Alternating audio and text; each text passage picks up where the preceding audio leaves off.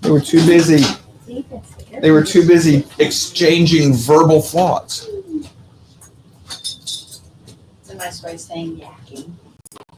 Well, so was they were concretely self-motivated. The head was concretely self-motivating across the floor or across the ground. I remember the new one. But take it with me. I just don't remember giving you one. I may have, but I don't remember. All right. Well, we're gonna try and just finish with our review of 1 Samuel today. I think I left off somewhere around chapter 16, where Samuel pretty much takes off to Bethlehem, and Yahweh tells him to, anoint somebody he's going to show him to be the new king, and he's told not to worry about how high he look, how tall he is or what he looks like. That's in verse 7. It says, "Do not look at the appearance or at height of his stature, because I have rejected him.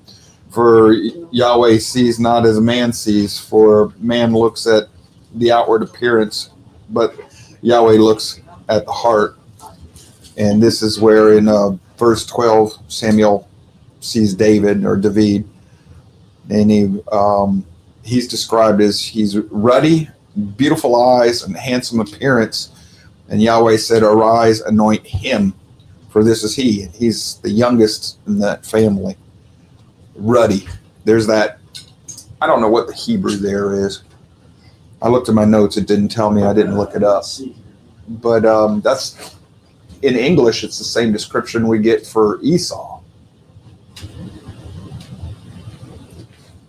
Rick's looking. Yeah. Adamuni. So it would connects him to red. Yes. Okay. Red.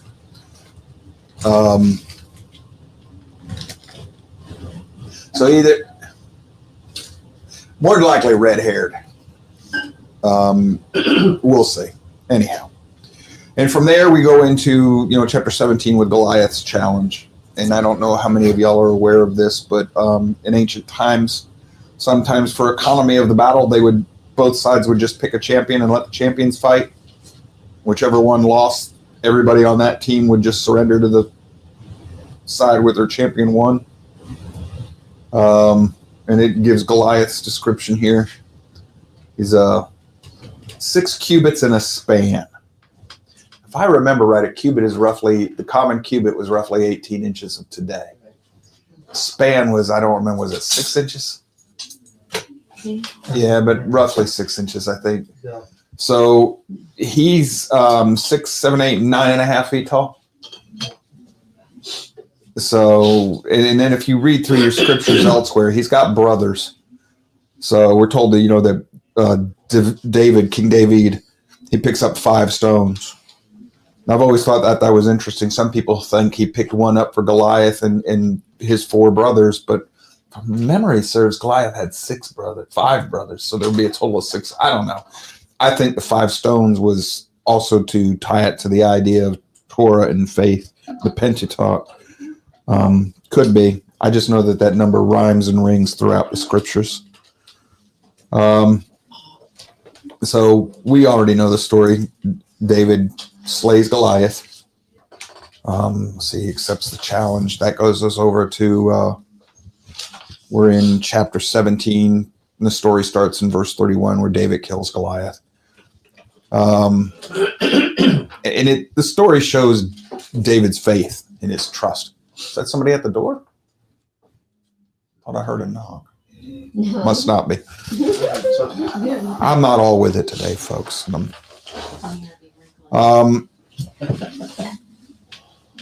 Saul said to David, "You're not able to go against the Philistines to fight for him, for you are but a youth, while he has been a warrior from his youth," meaning Goliath.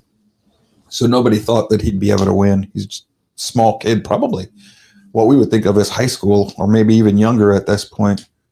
Took a stick in his hand for himself and 5 smooth stones from the brook and put them in his shepherd's bag, which he had, and even his pouch, and his sling was in his hand, and he approached the Philistines.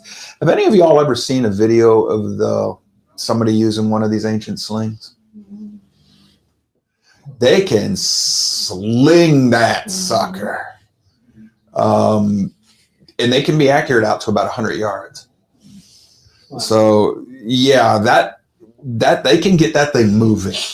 I don't know how the heck they do it, but if you go to YouTube and you just do, like David sling in that practice or demonstration of David sling or ancient sling, you'll find videos of it. And I've seen one where a guy puts the bottles up on a stone and he takes them down one at a time using the sling. Boop, boop, boop, boop. They can be accurate with that. And it is a weapon for the shepherd because it lets the shepherd take care of the wolves and nasty critters from a longer range. And when David faces down the Philistines, like in verse 45, he says, "But I come to you in the name of Yahweh of hosts, the Elohim of the armies of Israel, whom you have taunted." So David's never claiming himself or anything else. If you're reading through 1 Samuel, there's some things in there that shocked me.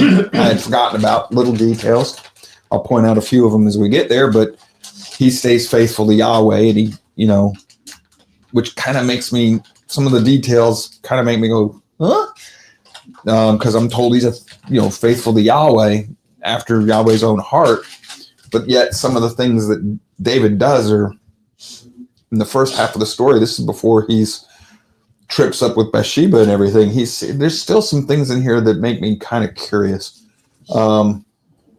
We see that this is in chapter 18. Jonathan and David, they make a covenant with each other.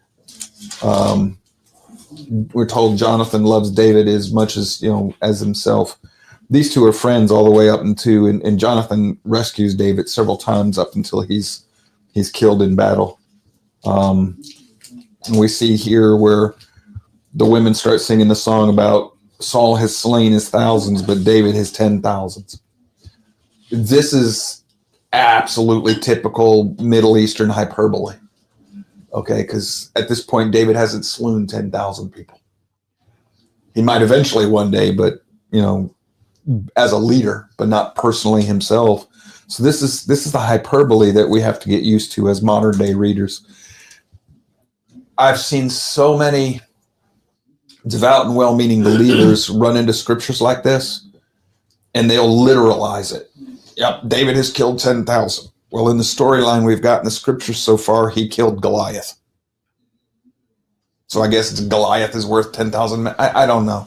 But I've seen some serious problems with people who read the scriptures literally. So what's it trying to say? That he's that great? Yes. That he's capable of? In a sense, what they're saying is he's better than Saul. Yes. Okay. He's greater than Saul. Yeah, that's what got under the cross.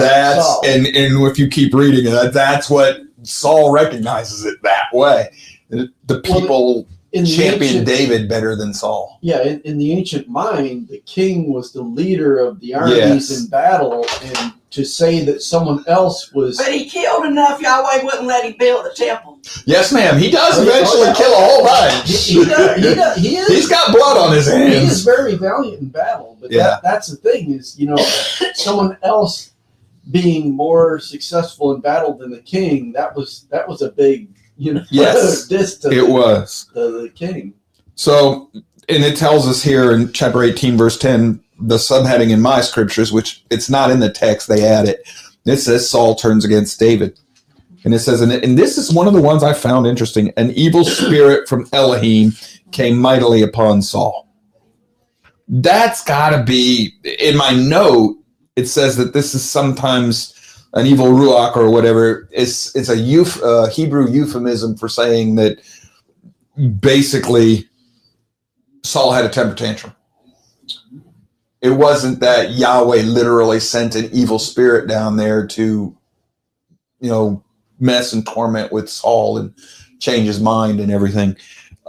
Could be, don't know, but the note kind of, because that would mean Yahweh working in conjunction with evil to do his will. Yahweh uses what evil does for the betterment of the believers, but I've never seen anywhere in scripture where it literally says that he and Satan work together to work Yahweh's will.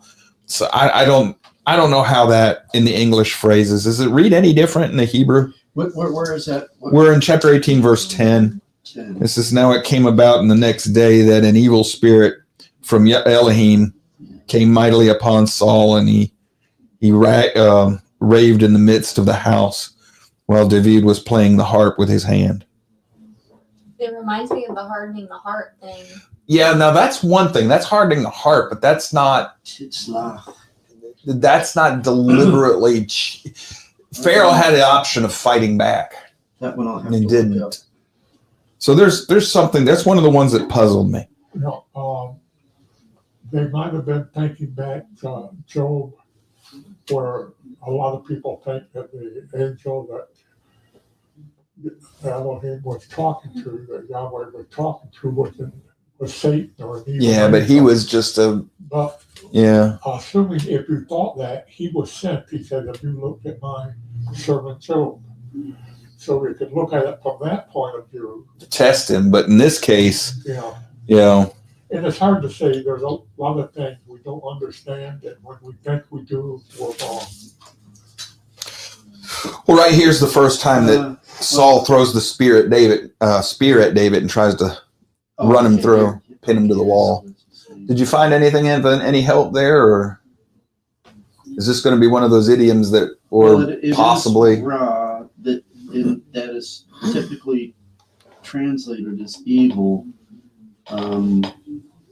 but that doesn't.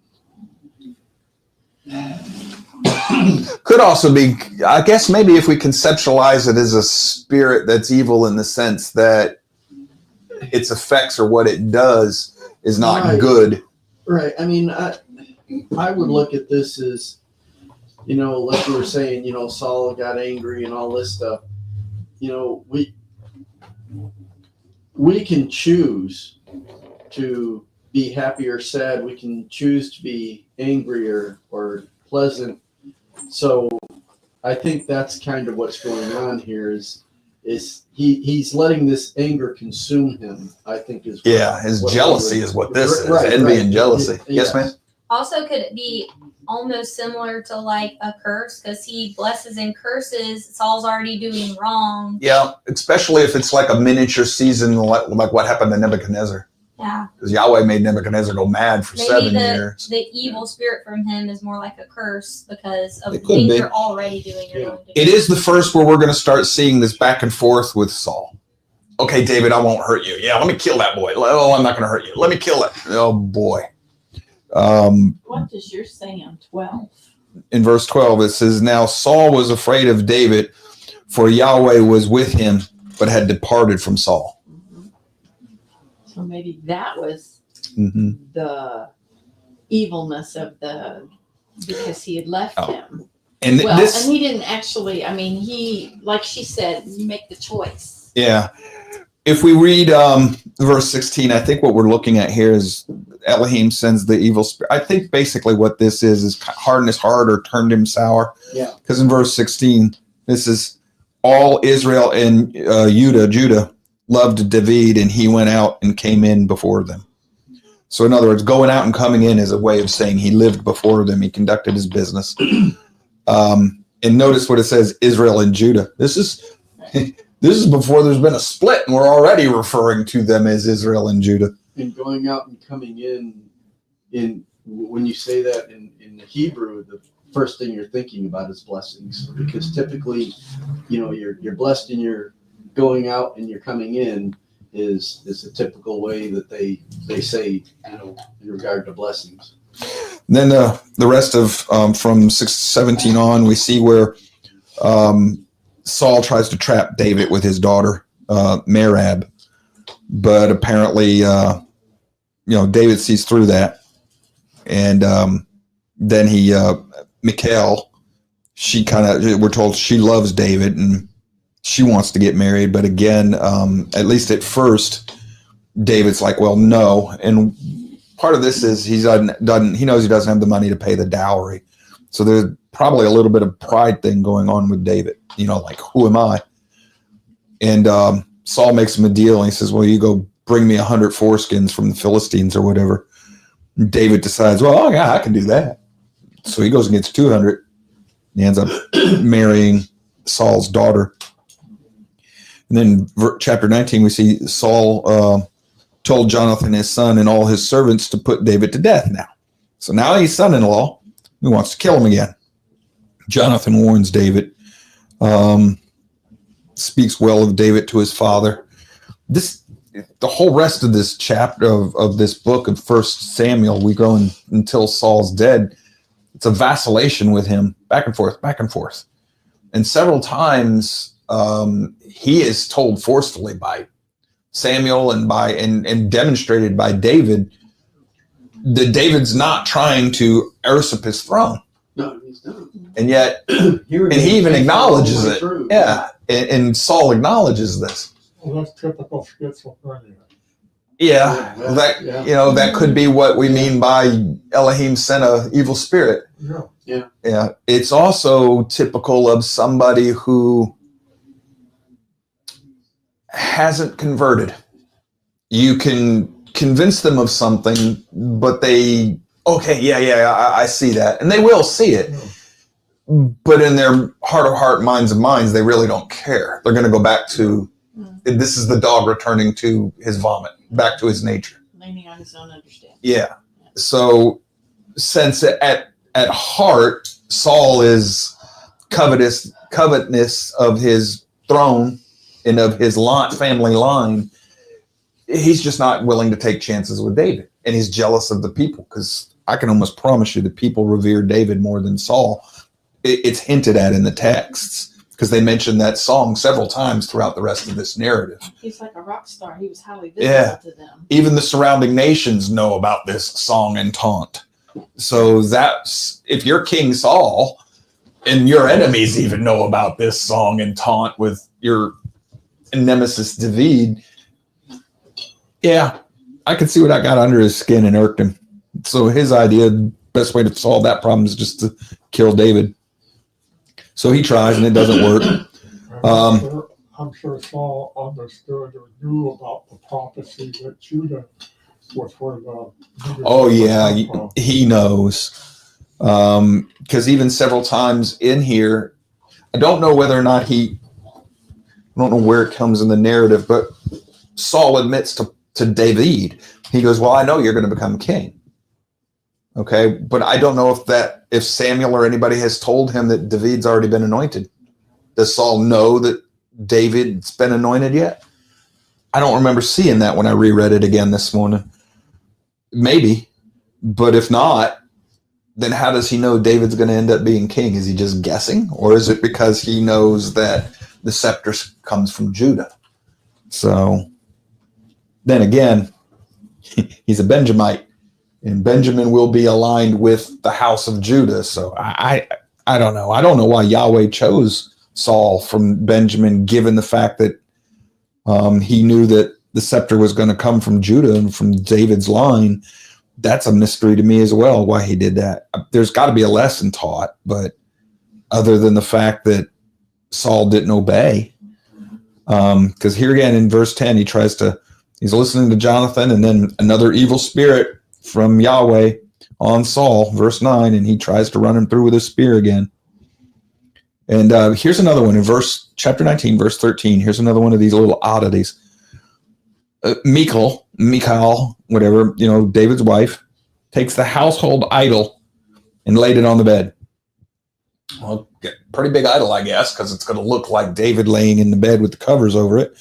Why is he, if he's a man after Yahweh's own heart, why has he got an idol in his house? I don't know. I looked in the notes don't help me with anything. So Maybe it's her idol. Yeah, maybe. But Saul tends to look for, guidance from Yahweh, especially early on. So is he a Yahweh believer when he's first anointed? Lord comes on him. Spirit comes on him at first. Has he been teaching his family to worship other gods? And maybe what they're I don't saying know. there is like not really an idol, but a statue that was in their house of some kind. Same thing. I know it's the same thing, but So I don't know. But then toward the end of that chapter, we see that the Spirit of Yahweh comes on their messengers and they start prophesying. And eventually Saul even has the Spirit come on him and he starts prophesying. And then the saying is Saul among the prophets. And the more I've read this and looked into that phrase, the more I'm convinced that that's a slander. Because the people are, I don't know if you've read through the rest of 1 Samuel or not in conjunction with our study. But if you have, David goes and hides, and yet all the people in the region know he's hiding there. He's not a very good hider, is he? If you've never lived out there with these folks and how they live, and if you've never seen it, and like I said, I got to see some of it when I was over in the Middle East, especially with the Bedouins. Nothing happens there that's a secret. Everybody knows everybody's business.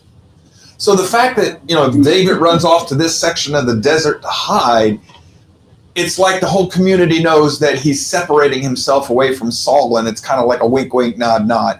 And even Saul will be like, yeah, I got a general idea where he's at. I'm going to leave him be for now because he ran away from me. But he knows right where to go find him. And if you've paid attention as the narrative goes on, somebody always knows where to find David. Always.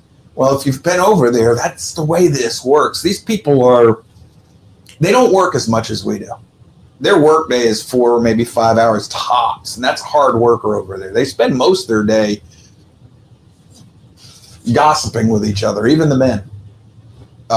They get, at least the Saudis, and their culture is a lot like it would have been back in this day too. They get in the hookahs, and they gather around, they smoke their, whatever they're smoking in that pot, and they drink their coffee and everything, and they just gossip. The men gossip.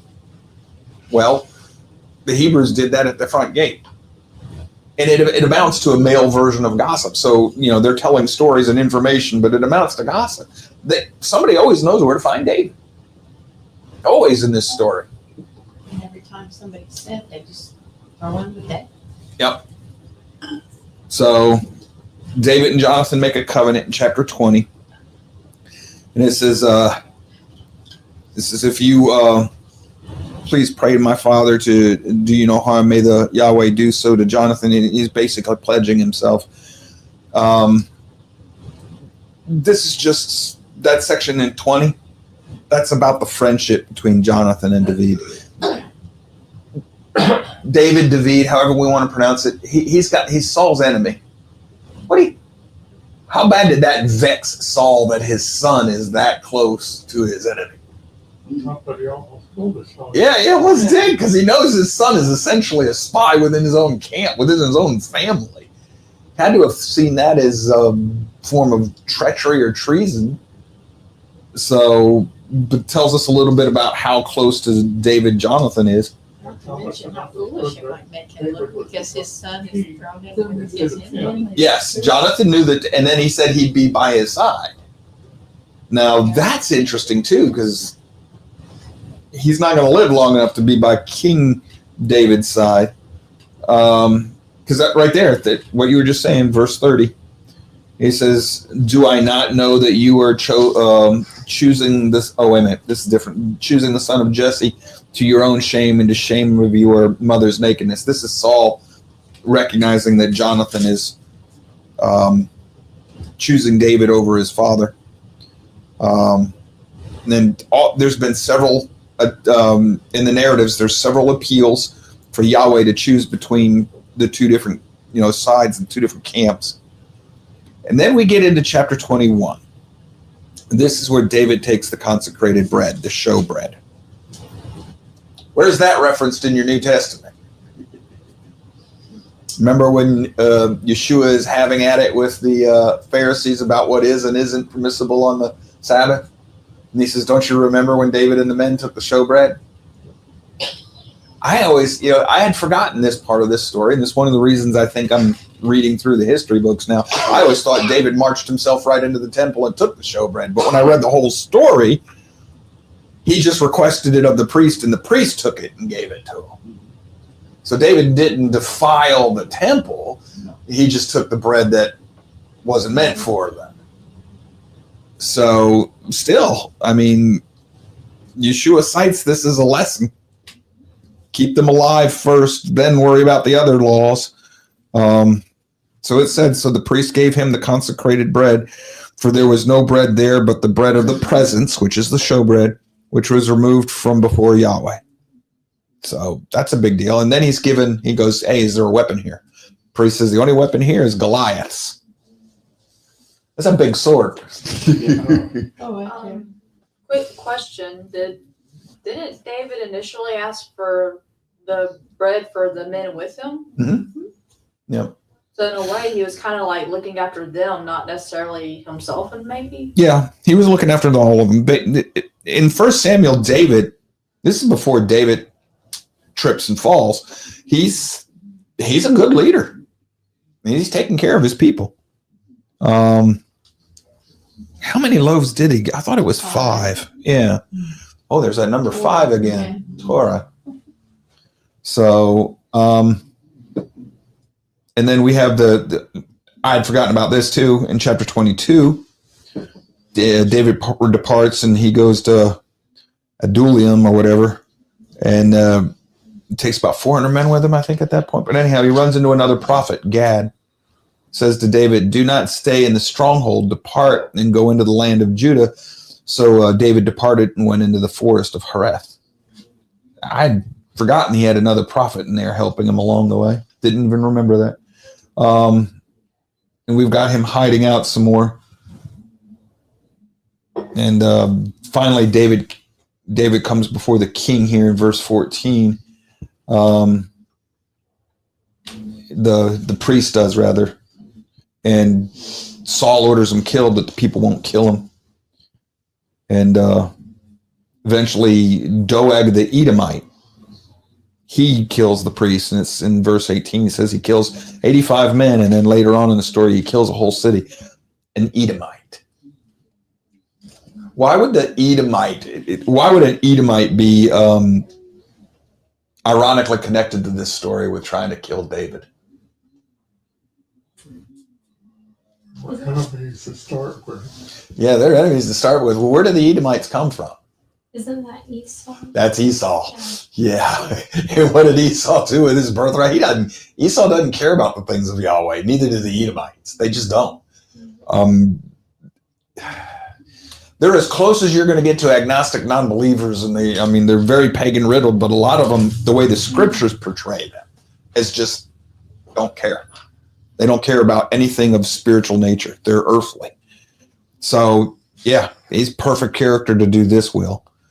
Then David delivers Keilah, and he, after inquiring to the Lord, David inquires of Yahweh twice, and seeing David and his men about 600 this time, and they depart from Keilah after saving the city.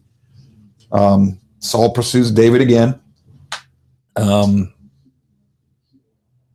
Here's where Jonathan says, and thus he said to him, do not be afraid, because the hand of Saul my father will not find you, and you will be king over Israel, and I will be next to you. And Saul my father knows that also. So yeah, Jonathan knows about this. David spares Saul's life, chapter 24. This is the story where David's in the cave, and he cuts off the corner of Saul's garment. And this is one of these cases where David comes out, and essentially David's taunting him. He's defending himself. So, what have I done? If I wanted to kill you, you'd be dead right now, Saul. Yeah. Oh, that's the next. That's later in another chapter. He does it twice. Both times, Saul says, "Yeah, I've done wrong. I'm not going to harm you." And he goes back to wanting to seek David's life again. Then in chapter 25, we're told that Samuel dies. And then there's that story of Nabal and Abigail. Nabal's the wicked man that he's just greedy. He's a hoarder. He won't help David, even though David and his men have helped protect his property. So his wife comes out and keeps David from doing wrong, shedding blood that he shouldn't have shed. And David, relents, takes the gift that Abigail had brought out, Abigail being married to Nabal. And we're shown that after Nabal's told what happened, he dies a few days later, and David eventually marries Abigail. She becomes second and third wife. There's another, a Jezreel woman from Jezreel, Ahinoam. So he's got 3 wives now, but if I'm not mistaken, Michal, she's still back living with Saul. And then David again spares Saul. This time he sees them all in the encampment because Saul's after David. He had to run back to defend some city from the Philistines in the middle of pursuing David. Now he's back on the hunt to get David. David takes one man, sneaks into their whole camp, takes the spear and the water bottle from next to Saul's head. Then he gets up on a mountain out on, I guess, a hill or hillock or something overlooking their camp, and he taunts the whole, the guard. Says, "Hey, you're not guarding your king very well. Look what I just did." Well, David saved his hand again because the one man that came with David was ready to run a spear through Saul in his sleep. So David saves him again. And why does David not want to kill Saul? Because Saul was anointed by Yahweh. Because Saul was anointed by Yahweh. I don't know about y'all, but that reminds me of the passage where, the angels won't rebuke Satan or his devils for fear of the fact that, they were still created by Yahweh. So there's a reverence there in David at this point that. Kind of like our military is position, not the man. Yeah, Respect. position, not the man, yes. So we have that one. Then David flees into the Philistines. And this one's interesting. So David flees into Philistine, and he attacks. He's got 600 men with him, but he attacks a group of people. Let's see. He's given Ziklag as a city to live in, but eventually, is it here a little bit later? Yeah, in a minute. So in chapter 28, we have David moves into the Philistines, and the king of that area, Achish, I think it is. It's said to Achish, and he's given a city, Ziklag. And we're told that remains with Judah to this day in verse 6. But chapter 28, we all know this story. Saul goes and seeks the median. I've heard people tell me that this is a demon pretending to be Samuel, but I don't think so. I think, given what the character of Samuel says in here and how he acts, seems in keeping with everything that we've seen of Samuel in 1 Samuel. It seems in keeping in the way he, why'd you wake me up type of thing. And it might also explain why the medium was shocked. Holy crap! The medium knew when it wasn't the evil spirit. She knew who it was. And she knew who the person talking. She immediately knew it was Saul. Right. So there's something going on there, and this is a big no-no. So at this point here, we can also tell that Saul he's abandoned any attempt to live righteously according to Yahweh's word and teachings. He's given up. He's strayed after his own heart. He's fleshly living now. I think he was all the time, for the most part. You see, now that's where I have a hard time with that. If the Spirit of Yahweh comes on you and dwells within you. But you still have choices. You have choices, but what I'm saying is that the parts of the New Testament would suggest to us that the Spirit won't dwell in you if you are, at least at that point in time, not, at least Israel, struggling with Yahweh.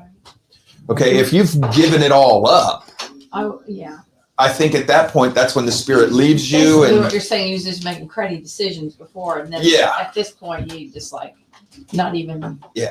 He wasn't wrestling or Okay. contending with Yahweh. The Spirit was trying to help him, but he just wouldn't listen. He let his fleshly desires overcome his desire for Yahweh and to listen. That's the way I've always understood it. And it seems to make, because if he's. Well, he had that one, more than once, he had that feeling that the Lord wasn't with him anymore. Right. And so he comported himself in that way. But he would Because he also didn't feel the pursue Lord was- Yahweh's help and guidance too, even Right. when he was wrestling. But I guess he finally got to the point where he felt like Yahweh left him, and he was just Yep, leave yeah, off Yahweh. Done. Gotcha. Okay. Now, if I get rid of this man, maybe Yahweh will come back to me. I think there's a difference in the Old and New Testament on how the Spirit works. The implication is in the Old Testament, the Spirit would come temporarily on whoever that was being used. And then in the New Testament, we get the indication, especially after the baptism Indwelt, of Christ, yeah. that the Holy Spirit comes and stays. Well, several people in the Old Testament, we are told the Spirit stays with them lifelong. David's one of them. And notice the contrast we get between David and Saul. Saul's doing everything his way. David's still trying to pursue the Lord. And David also repents instead of it was somebody else's fault. Yes. Mhm. And this might help us to understand where it was talking back there about the evil spirit came upon him. Yeah. Because what does the scriptures tell us? The heart of man is it's evil continually. So if we succumb to our fleshly desires, That would work. we are exhibiting that evil spirit. So, Yeah, because a human being devoid of any spark of Yahweh's Spirit is depraved. Right. Okay, that would work too. Iron sharpening iron. And then, he pursues the medium, and he doesn't get good news there. So the Philistines, they mistreat David, or mistrust him rather. And this is the story where he goes up, and this is the part that I found interesting. The commander of the Philistines said, what are these Hebrews doing here? Well, previously David had attacked some people in the Negeb, what region of Judah and everything, and he'd killed them. And the king, or in this case, it's not the king of all the Philistines, it's the king of the area where we would think of, they call them kings, king of each city. We'd think of him as governor or ruler. I'm going back a little ways. But he trusts David because David slew these people. Well, if you go back and you read the names of the people David slew, they're not Hebrews. They're ancient people that were supposed to have been eradicated when they took over the land and weren't. Yeah. But the Philistine doesn't see it that way. He thinks David has attacked his own people. He hasn't. But David's just stayed loyal to that particular regional king, the Philistine king. And also beforehand, when David was driven out and he's talking to Saul, he accuses Saul of chasing him out to where he has to go out and serve other gods. That's that geographical, spiritual geography thing. If you're not on Israel's soil, you can't serve and worship Yahweh. And he's currently living in Philistine soil. So he's a little miffed that, he thinks the way they think, he's serving the gods of the Philistines. And he laments that when he's yelling at Saul, because I think that's when he's still up on the mountain. So what happens here is the leader of the Philistine army, they're about to go attack Saul and the Israelites, and they don't trust David's men because they're Hebrews. So they send David's men back to their city, Ziklag or whatever the heck it is. That Z word, they send him back there. And he has a battle with the Amalekites who had raided the city while they were gone and taken all the women and children and all the property. And he inquires of Yahweh, says, should I go after him? Yahweh says, yeah. And he wants to make sure. So he then pursues all these people, and 400 men. They leave 200 with the baggage because they were too tired to pursue. And he ends up catching up with these people, and he defeats them. And he comes back with all this spoil. He's collected everything that was from their city that belonged to him and his people. And the scripture says nothing was lost, but he still has bounty and spoils from the group of people he had killed. When they come back, he's wanting to split up the bounty with even the 200 men that had watched the baggage. And there were jealous men and envious men in the group that had done the fighting and said, well, they didn't come with us. They don't deserve anything. And David says, no. They stayed here. They served too, who also watched the rear. And then verse 25, we see, so it has been from that day forward that he made it a statute and all ordinance for Israel to this day, where, if you're fighting in the battle, whether you're back guarding the camp or out swinging the sword, you're entitled to share in the spoils of the victory. So we see that story, and then we move into chapter 31. Is Saul and his sons are slain. The Philistines overtake. I was going to say, before you get to that, Okay. on that story where the king said, we're not going to let David and his men go with us. But he would have been fighting. Yes, he would have been. And Yahweh provided a way for him not to do that. Yeah, that's a good point. Looking like it was him saying, no, I can't do that. You know? That's an excellent point. Yeah, because he would have been fighting. And that's because he's now living on, to him, and he's living on foreign soil. He has to serve other gods now. And he does say that. I'd highlighted it, but y'all gonna have to bear with me. My eyes are really causing me trouble. I don't see exactly. I know he says it earlier. I don't see it now, but he does lament that to Saul. I think it might be in the chapter with the spear and the water bottle. But in chapter 31, we see that the Philistines, they overtake Saul and his sons. And they killed Jonathan, Abinadab, and Malchishua, the sons of Saul. The battle goes against Saul, and an archer hits him and wounds him severely. And he tells his armor bearer to go ahead and kill him, but the armor bearer won't do it, so Saul falls on his sword. And that phrase literally comes because they'll put the sword on the ground and put themselves over it and use their weight to pierce themselves. So he kills himself so that, the Philistines won't make sport of him, but they do that anyhow. And they take his head, they cut his head off, and they parade that around with his armor, and they hang his body up on a wall. Verse 10, we're told not 10. The next day, the Philistines came to strip and slay the body. Somewhere, all valiant men rose and walked at night and took the body of Saul and the bodies of his sons from the wall of Beth-shan. And they came to Jabesh and burned them there. Okay, so verse 12, people come and get their bodies down so they're not ashamed. It's verse 10 that I had underlined. They put his weapons in the temple of Ashtaroth. Ashtaroth is the Hebrew name. Does anybody know the Babylonian name? Ishtar. You know how we pronounce that word? Yes, I have run that to ground. That's true. It's even in the dictionary of deities and demons in the scriptures. That's true. So we've named our spring, the visible church has named its spring Easter celebration after Ishtar. And she's a consort of Baal, who is the primary god of the Philistines. So the pantheon in the pagan worlds and the pagan religions is all through our Bible. And this is all about spiritual warfare when we're reading these stories. That gets us to 1 Samuel. We're still going to finish with 2 Samuel or start on it next week.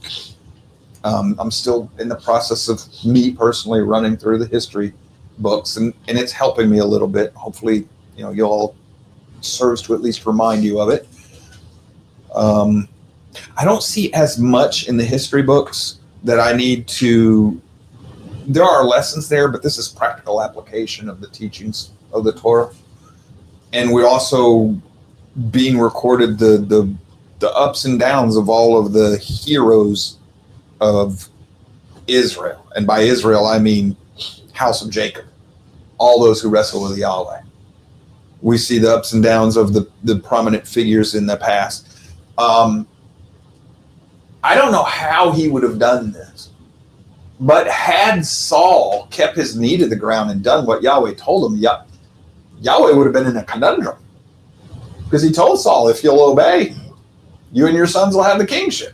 After it had already been said that it would be with Judah, and the prophets were saying it was the Messiah is going to come out of the line of David, the root of Jesse. So I don't know. That's a case of Yahweh already knew that wasn't going to happen. I was going to say. Yeah. I think that's one of those cases where folks don't argue about the same thing because it didn't happen. Yeah. But we can always say plug in. Yes, because like the people who are looking forward to this, this third temple's never been built. What do you mean? And then they go back to Ezekiel, or is it Ezekiel with the rod and all? Do like Rick says, do that 2020 reading. Only in this case, go back one chapter from there, and you're going to see that this is all a conditional. Israel does not do what it's supposed to do for this temple to get built.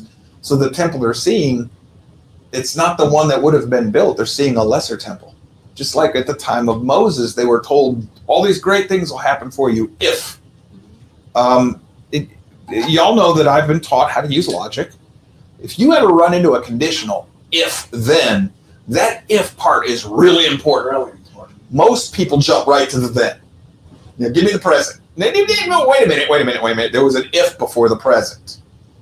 And almost everybody I've ever encountered reading their scriptures, they just ignore the if. Or they don't even pay attention to it. That's how people parent these days. Yeah, I know. And a lot of times there's an else with it as well. Yeah, if then, if or else. There's another type of conditional that's in your scriptures that we don't always read. It's not as common, but it's. I'm going to paraphrase it or put it to you in a generic form, but it's this has to happen first, then that.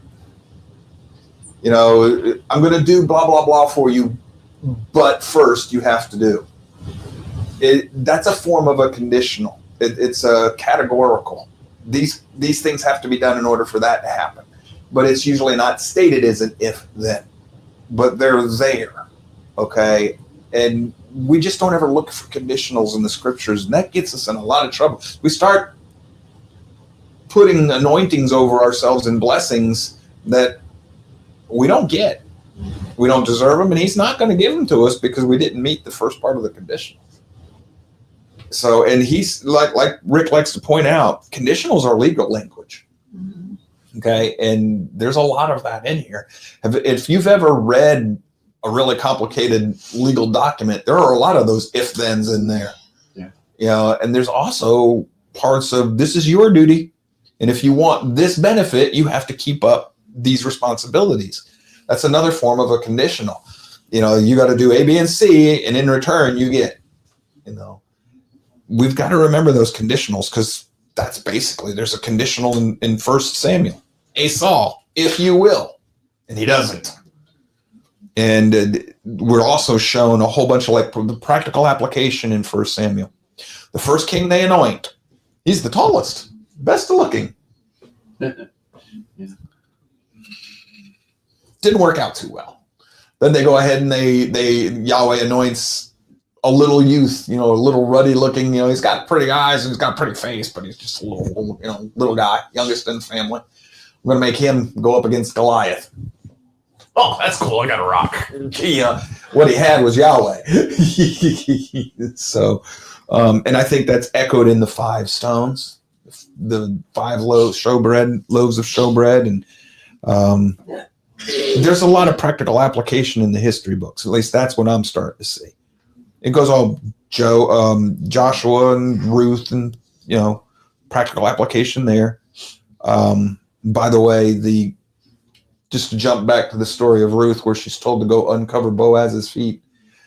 I was watching some Dr. Heiser's videos again this week. I'm absolutely convinced there was nothing sexually untoward there, but she did something in that nature that told him, I want to marry. She didn't just lay at his feet. I'm absolutely convinced of that. Heiser was going, it was a lecture you two would have loved. Present participle this, participle that, this, that, and gotten. But I knew the gist of what he was saying. And he was talking about uncovering your father's nakedness. The conversation was about Ham. But the concept was right there. And when he went over it, he jumped forward to the story of Moses when his wife threw their son's foreskin at him and hit him in his feet. Heiser just goes, not those feet. So it was kind of funny how he did the story. He was in a lecture. I'm absolutely convinced that that's just a euphemism. So that when the angel's flying around with 2 wings over his feet, he's not covering his feet, covering something else. So getting back in part in touch with the way that the original prophets and scribes write the scriptures helps us better understand and unite the scriptures as they were originally understood. And then the history books, we get to see it. And I don't know, man, if you've read 1 Samuel, that we could probably make ourselves a good little movie out of that story there, back and forth with Saul and David. Yeah. There's a little bit of intrigue in there, man. Give that to Hollywood. Why don't they make that into a story? It'd actually make a good show, especially if they tried to tell it I well. think it was called King David, and Richard Did they? was David. I don't remember ever It's on seeing that one. YouTube. Did they play games with it, or were they They decent with it? probably did. I don't think it was horrible. I watched it a long Okay. time ago. But I Well, didn't anyhow, watch yes, it. ma'am. Comment from Aaron Spikes. I've heard it said that God's love is unconditional. It is. If you do that. Your blessings are the conditions. If you do this, I will bless you. It never says anything about his love being conditional. Yeah. But the promises and the blessings and the inheritance and all of this stuff, those are conditionals. He sends rain upon the righteous Yep. and the wicked. So his love is unconditional. He'll rain on them and causes the sun to shine on them too. Yeah.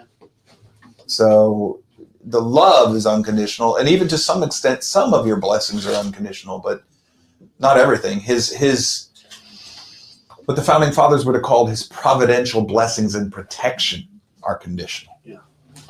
You want to be his people, this is what you got to do.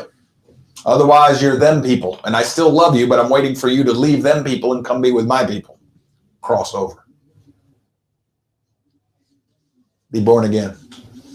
Hopefully that made sense there, son of thunder. It's like you telling your teenage son, if you do so and so, I'll help you buy a car. Yeah, that's perfect. If he doesn't follow through with what he does, then you don't go and help him buy the car. Mm-hmm. Our Father in heaven does the same thing with us. Yeah, it's not cars. But yeah, but it's the same principle. Same principle. Amen. Yeah. All right, well, we're going to start with 2 Samuel next week. And I'll be on, until such time as he tells me to do something else, we're going to be on the, I'd like to at least get through Chronicles and maybe Ezra and Nehemiah, but we'll see. We'll see. But do me a favor and try to get yourself all the way through 2 Samuel. Let's see if we can't handle a book at a time, because it's just a review and to remind ourselves of what's going on there. I know y'all busy, you got other things going on in your world, so you may not have time to read it, but see if we can at least review it, skim through it, just to remind yourself of what's going on in there, because every now and then there are little gems that I had forgotten are buried in these history books. So, and this, if you're paying attention when you read them, you're going to find lots of little, an idol. You're going to find lots of little oddities and curiosities in there. So, okay, anything else? All right, well, I am going to probably take my little self home because my back is killing me right now. I overdid it this week, folks. We're done, Caitlin. You're not a young Marine anymore. No. I don't know if I told you or not, but I was digging a trench through clay, packed clay. Oh, that's no fun. No, it wasn't. I didn't